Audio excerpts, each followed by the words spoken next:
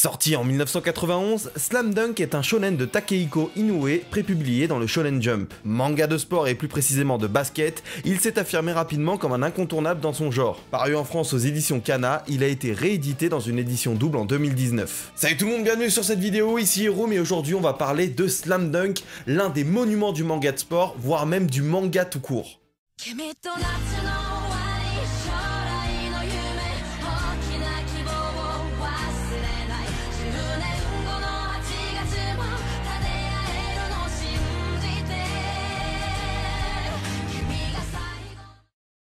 D'un côté, Hanamichi Sakuragi, un grand rouquin, voyou, rebelle à ses heures, et dont la principale caractéristique est d'être malheureux en amour. Et de l'autre, la très jolie Haruko, très grande fan de basket, dont Hanamichi tombe éperdument amoureux. Il n'en faut pas plus à notre héros pour se jeter à corps perdu dans ce sport dont il ne connaît absolument rien. Mais un amour n'est pas forcément réciproque, et c'est ce que Hanamichi va d'abord découvrir, et c'est ce qui va ensuite le motiver à donner le meilleur de lui-même.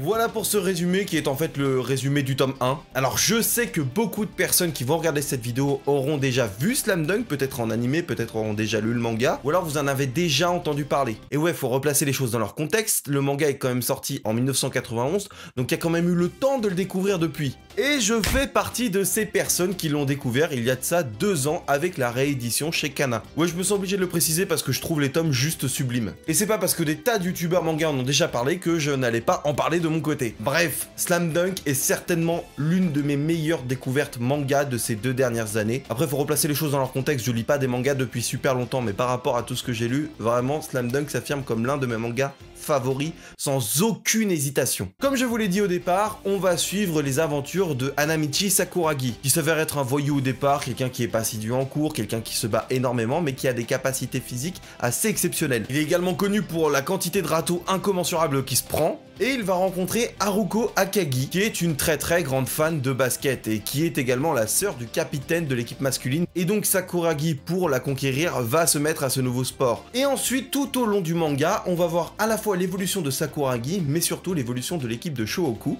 qui est l'équipe de son lycée, et qui va, comme vous vous en doutez, comme c'est le cas aujourd'hui de la majorité des mangas de sport qui sortent ou qui sont sortis ces dernières années, vont partir d'une petite équipe qui est en reconstruction, ou en construction tout simplement, pour arriver au tournoi national et obtenir le titre de meilleure équipe du Japon. J'allais dire que c'est assez classique, mais n'oublions surtout pas que c'est quand même Slam Dunk l'un des piliers du genre, donc il faut le juger en tant que tel. Il est quand même sorti avant tous les autres mangas aujourd'hui à la mode de sport. Bref, je me sentais obligé de vous en parler, certes, je n'ai pas encore terminé la série puisque 2 prochains tomes vont sortir et viendront clôturer cette série de 20 tomes, en tout cas la réédition étant 20 tomes, et j'en suis donc au tome 18 actuellement. Mais comme je vous le dis, je me sentais obligé de vous en parler parce que comme beaucoup de mangas coup de cœur comme ça, il y a un moment ça me prend, je me dis il faut que j'en parle en vidéo parce que malgré tout, malgré le fait que beaucoup de youtubeurs manga en ont déjà parlé, que les connaisseurs de manga ont déjà vu Slam Dunk. En ce qui concerne les personnes qui regardent surtout les mangas mainstream, et ben Slam Dunk c'est complètement étranger à ce qu'ils peuvent connaître. Et donc je fais cette vidéo surtout pour eux. Mais bon, après si vous êtes quelqu'un qui regarde beaucoup d'animés, qui lit beaucoup de mangas, mais que vous n'avez toujours pas commencé Slam Dunk,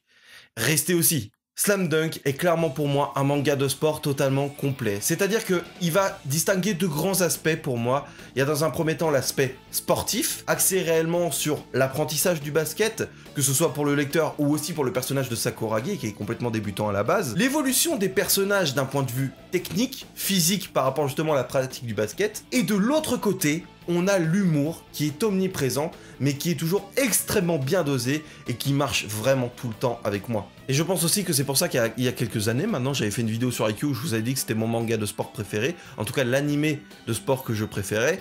Eh bien, je trouve que IQ, sur ces 2 points-là, a énormément de similarités avec justement Slam Dunk. Avec d'un côté le sport en tant que tel, avec l'apprentissage de ce sport de la part de notre personnage principal et puis de ses coéquipiers, l'évolution de l'équipe au sein même d'un championnat, et le suspense et l'intensité au cours de chacun des matchs, et de l'autre côté l'humour qui est extrêmement bien dosé. Et ben là justement, j'insiste encore une fois, on coche absolument toutes les cases. Alors évidemment au départ je voulais diviser la vidéo en points positifs, points négatifs par rapport à Slam Dunk, mais si j'ai pas de points négatifs, vraiment, il n'y a aucun intérêt à ce que je fasse ça. Donc je vais vous énumérer comme ça les points que j'ai trouvé vraiment ultra intéressants dans la lecture de Slam Dunk et qui font que pour moi c'est quand même un classique à découvrir avant tout. Alors déjà, parlons dans un premier temps évidemment des personnages. C'est un point que j'aborde quasiment dans toutes mes analyses, dans tous mes avis sur les mangas, mais parce que pour moi, les personnages sont le centre de l'histoire, et si les personnages sont bien écrits, évoluent correctement dans leur univers, pour moi l'univers est cohérent et donc agréable à suivre dans la quasi-totalité des œuvres que j'ai pu découvrir. Et là, Slam Dunk ne fait pas exception. On a des personnages absolument excellents, que ce soit pour les personnages principaux, déjà le personnage principal,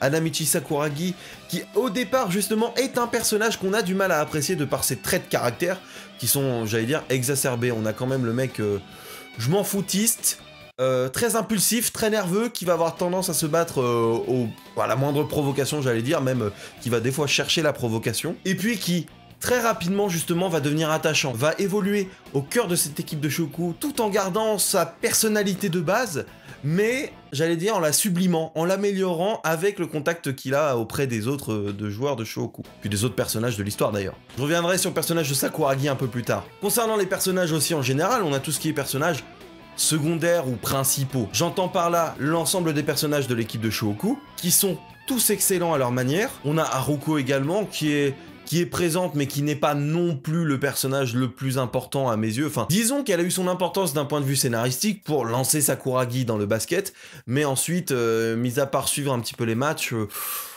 bah voilà, elle est là, elle fait office de pot de fleurs, pas vraiment, mais bon, c'est pas la plus intéressante en tout cas. On a également le groupe, les anciens potes de Sakuragi, avant même qu'il rejoigne le club de basket, donc toute sa bande, qui va tout au long de l'histoire être présente, que ce soit pour suivre les matchs, mais également lors des entraînements personnalisés de Sakuragi. Ils seront là pour l'aider à progresser, malgré le fait qu'ils ne connaissent absolument rien au basket. Ils vont apporter une vraie touche d'humour que j'ai beaucoup appréciée, qui était jamais, j'allais dire, trop. Il n'y a pas eu trop de gags dans l'histoire, et je trouve que ces personnages-là en ont beaucoup apporté, et c'était toujours fait de manière très juste. Et puis, en personnage, encore une fois, secondaire, on peut aussi parler de tous leurs adversaires, tous les adversaires que vont rencontrer Shohoku, avec certains adversaires peut-être plus oubliables que d'autres, puisque certains vont revenir après au cours de l'histoire, donc forcément on s'en souvient plus, ils sont plus marquants que d'autres. Par rapport à d'autres mangas, c'est peut-être juste un point de vue personnel, peut-être moi qui ai perçu ça comme ça, et ce sera certainement pas votre cas, hein, qui sait.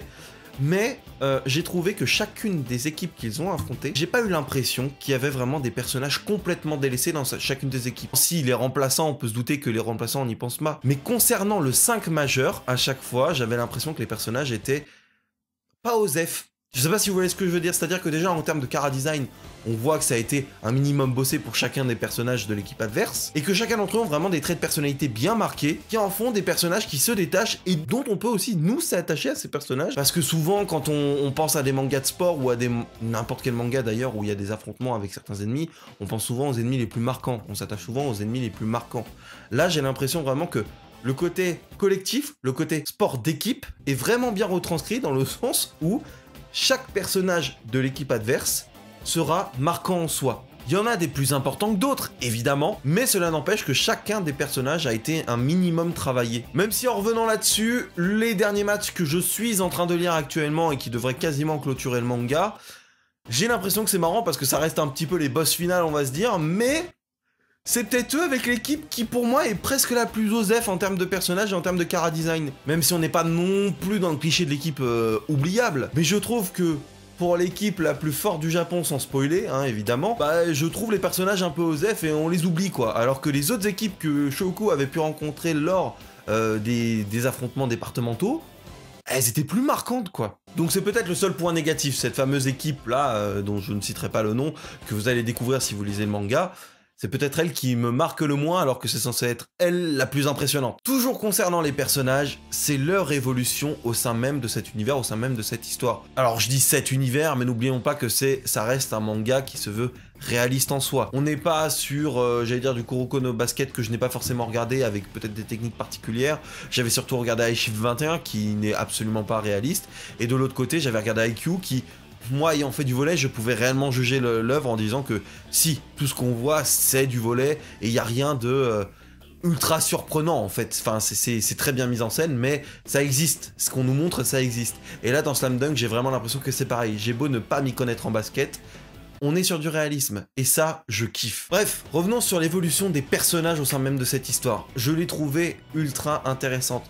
Il y en a certes certains qui évolue moins que les autres. C'est-à-dire que là, en 18 tomes que j'ai lus, on a surtout Sakuragi qui s'inscrit au club de basket, qui est complètement débutant, qui ne connaît pas le sport, qui a tout de même des prédispositions physiques assez incroyables qui font de lui certainement un futur champion.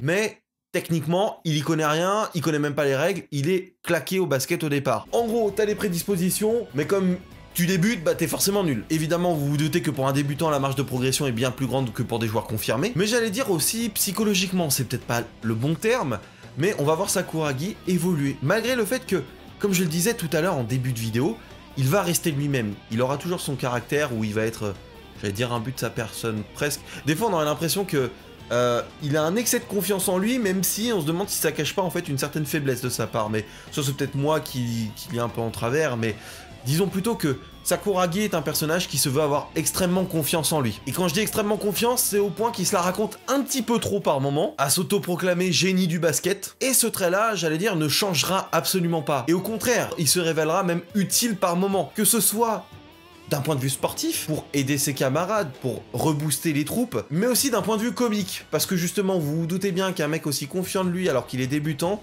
forcément va y avoir des conneries qui vont se produire et qui vont être vraiment hilarantes. Et c'est le cas, ça apporte vraiment des situations très très marrantes. Et en ce qui concerne les autres personnages, je dirais pas qu'il y a vraiment une réelle évolution au cours du manga, à part peut-être un également de l'équipe de Shohoku. Mitsui, j'ai oublié son prénom, merde, j'ai pas relu. Mais bref, ce personnage-là a vraiment une évolution. C'est-à-dire que entre la première fois où il va faire son apparition et actuellement les nouveaux tomes, t'aurais jamais deviné que c'était le même personnage. Alors que les trois autres de l'équipe de Shohoku, et j'ai oublié quasiment tous les prénoms, il y a Akagi, il y a Rukawa qui est l'autre star, et puis il y a le petit, dont j'ai oublié son prénom, et qui est en fait l'un de mes préférés d'ailleurs aussi, donc je sais même pas pourquoi j'ai oublié son prénom. Et eux, pour moi, ils évoluent beaucoup moins, j'allais dire d'un point de vue psychologique, ou même d'un point de vue sportif, j'allais dire. C'est-à-dire que depuis le départ, on comprend bien qu'ils sont forts, mais on n'a jamais vu vraiment leur capacité maximale en fait. Donc on comprend qu'à certains moments, bon, ils ont dû avoir des évolutions, mais comme on n'a jamais vraiment eu l'impression qu'ils ont été... qu'à la fin ils sont meilleurs qu'à ce qu'ils étaient au début, j'ai l'impression qu'ils ont moins évolué que Sakuragi ou encore Mitsugi, c'est peut-être pas lui, je me trompe, j'en sais rien. Bref, sur le 5 majeur de Shohoku, il y en a 2 qui évoluent vraiment et 3 autres qui évoluent moins, mais j'ai pas trouvé ça complètement gênant étant donné que ce sont des personnages vraiment très très cool. Donc l'évolution de ces personnages-là d'un point de vue sportif n'aurait pas été vraiment nécessaire et encore moins psychologique en réalité. Bref, comme je vous ai parlé des personnages et de l'humour, ça me permet de rebondir dessus justement. L'humour dans Slam Dunk est omniprésent, mais toujours très bien géré. Parce que dans des mangas qui se veulent un minimum comique, parfois on va avoir trop de blagues. Des blagues peut-être pas drôles par moment, mais surtout des blagues insistantes, trop présentes. Là, ce n'est pas le cas. Là, dans Slam Dunk, on va avoir de l'humour, mais qui marche, qui a marché pour moi à chaque fois. L'humour, c'est toujours très subjectif. On ne rit pas aux mêmes choses, je suis bien d'accord. C'est pour ça que je vous donne mon point de vue là-dessus. Et de mon point de vue, à chaque fois qu'il y a une tentative de blague, bah c'était plus qu'une tentative parce que ça a marché sur moi. Et encore une fois, il y a plein d'éléments déclencheurs de ces gags. Le fait que les personnages en tant que tels ont tous des caractères très particuliers, des rivalités qui vont se créer entre Sakuragi et Rukawa justement, qui vont amener pas mal d'humour. Le fait que Akagi, le capitaine, a souvent tendance justement à remettre à sa place Sakuragi de manière vraiment drôle, donc ça passe aussi. Et puis des fois, des personnages qu'on attend un petit peu moins. Donc en fait, il y a de l'humour d'un petit peu tout le monde, et puis vous vous en doutez, le principal facteur humour dans cette histoire reste Sakuragi, qui a le don de nous faire passer par toutes nos émotions. C'est-à-dire que le personnage de Sakuragi, comme on s'en doute, comme je l'ai dit, de par ses traits de caractère, est quelqu'un de vantard. Il se la raconte vraiment, ça y a pas à nier, il se la raconte tout le temps. Le truc c'est que comme il est débutant, vous vous doutez que les gags vont souvent reposer sur le fait que il va se la raconter, il va tenter un truc, il va faire une énorme boulette.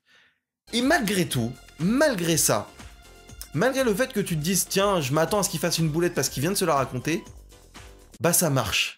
Ça marche, et même je dirais plus que Inoue arrive à rebondir dessus et à faire en sorte que la situation qui était comique juste avant, qui a marché, devienne badass juste après, parce que Sakuragi va souvent reproduire la même action. Je dis souvent, j'ai vu ce schéma 2 ou 3 fois, mais ça marche à chaque fois, où il va reproduire la même action où il s'était foiré juste avant pour faire un truc exceptionnel. Et ça marche.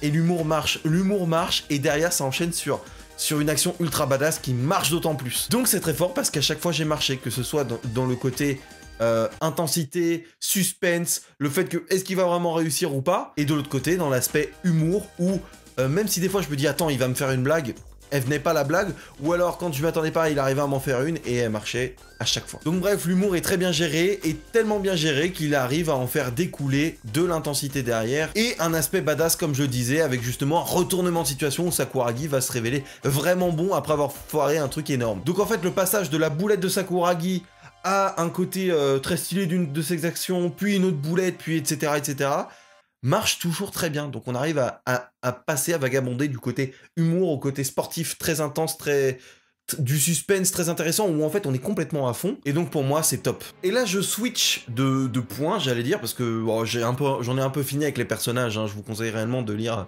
Slam Dunk pour la diversité des personnages qu'il nous propose, que ce soit du point de vue des personnages principaux, mais aussi des personnages secondaires, où on a vraiment des situations d'humour qui sont créées grâce à ça.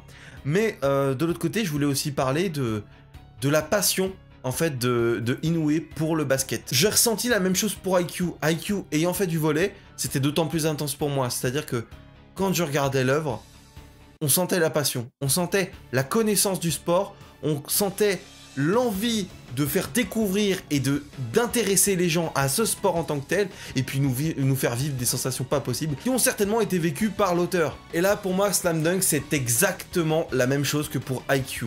C'est-à-dire que, n'ayant pas fait de basket, et je ne m'intéressais pas au basket, vraiment de très loin, je ne m'y suis pas intéressé, je sais qu'il y a beaucoup plus de fans de basket que de volley, donc peut-être que le manga intéressera beaucoup plus qu'IQ, mais de mon côté c'était pas le cas, je m'intéressais vraiment pas au basket, et ça n'empêchait que le manga, que Slam Dunk, transpire la passion de ce sport. C'est incroyable, et en fait ça se traduit par quoi? Ça se traduit par le fait que déjà, comme je le disais pour IQ, dès qu'on veut nous faire ressentir un aspect exceptionnel d'une action, on le capte tout de suite. On sent le côté épique de l'action, mais qui reste une action, j'allais dire, qui n'est pas exagérée, qui pourrait vraiment se produire lors d'un match de basket. Et puis il y a aussi toutes les parenthèses que Inoue va faire par certains moments pour nous expliquer que ce soit des règles, parce que Sakuragi va, justement, comme il ne connaît pas les règles et apprend le basket, va commettre beaucoup de fautes. Donc on va apprendre des règles qui pour moi m'étaient complètement inconnues jusqu'ici. Et de l'autre côté aussi l'aspect tactique, où Inoue va rebondir sur des aspects, sur des combinaisons qui vont pouvoir être mises en place par les différentes équipes, le fait de faire des écrans pour des joueurs. Je ne savais pas du tout ce que c'était, j'en avais entendu parler mais sans savoir ce que c'était, donc là j'ai vraiment découvert ce qu'était le fait de faire écran pour un de ses coéquipiers. Là je me rends compte que j'ai plus trop d'exemples en tête, mais ça m'avait marqué, il y en avait plein. Et c'est ça qui faisait en sorte que Slam Dunk transpirait la passion, et c'est comme ça que ça a marché avec moi. Bref, je pense que c'est à peu près tous les arguments que j'avais à vous énumérer en fait. J'allais dire arguments, plutôt les points que je voulais aborder dans cette vidéo, tous les points qui m'ont marqué, qui sont vraiment ressortis de ma lecture de ce manga. Si je dois avoir une conclusion, n'empêche, en général, c'est que le manga a complètement fonctionné avec moi. Il m'a fait passer, j'allais dire, par toutes les émotions, mais c'est faux, parce qu'il n'y a pas du tout de tristesse en tout cas.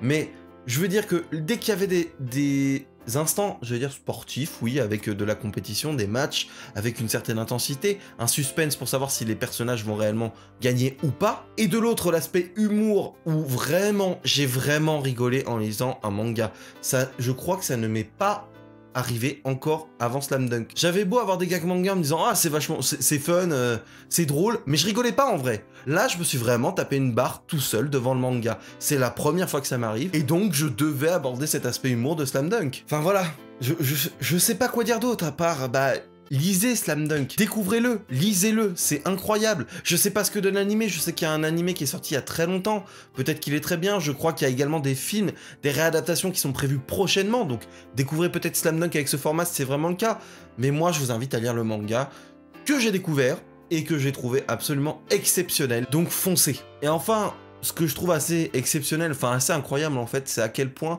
des œuvres de fiction, des documentaires parfois, hein, on peut penser par exemple, je pense par exemple à des documentaires Netflix là récemment sur la Formule 1, de ce que j'ai vu, je ne l'ai pas regardé mais j'ai vu beaucoup de gens en parler, se dire que ces œuvres là qu'on peut découvrir sont capables en fait de nous créer une sorte d'attrait pour un sport que l'on ne connaissait pas du tout, qui ne nous intéressait pas du tout. Ça a été le cas pour beaucoup avec IQ, justement. Moi qui connaissais déjà le sport avant et qui adorais ce sport avant, ça n'a rien changé, à part peut-être décupler mon amour pour ce sport-là. Mais moi qui ne m'intéressais absolument pas au basket, le fait d'avoir lu Slam Dunk, je m'y intéresse de plus en plus. Je trouve ça incroyable que certaines œuvres de fiction arrivent à nous créer des passions, ou en tout cas à nous intéresser à des domaines qui ne nous intéressaient pas du tout à la base. Et là on parle de sport, mais c'est effectivement le cas. Qu'un manga sorti il y a plus de 30 ans que je découvre 30 ans après, a réussi à faire en sorte que je m'intéresse enfin à un sport que je ne connaissais pas, à savoir le basket. Et ça, c'est beau. Bref, voilà, la vidéo est terminée, j'espère sincèrement qu'elle vous a plu, n'hésitez pas à me donner votre avis dans les commentaires, à réagir par rapport à tout ce que j'ai pu évoquer, peut-être que vous ne connaissiez pas Slam Dunk, donc justement me dire si finalement le manga vous intéresse, si vous le connaissiez, est-ce que vous êtes de mon avis ou est-ce que justement c'est pas trop le cas. N'hésitez pas à me suivre sur les différents réseaux sociaux, Twitter, là où je suis le plus actif, Instagram, là où je fais quasiment rien, puis également sur mon Discord, là où je suis pas non plus très actif, mais si vous laissez des messages, j'y répondrai forcément à un moment ou à un autre, donc n'hésitez pas. Merci à tous d'avoir suivi cette vidéo, prenez soin de vous, et à très bientôt pour une nouvelle. Ciao.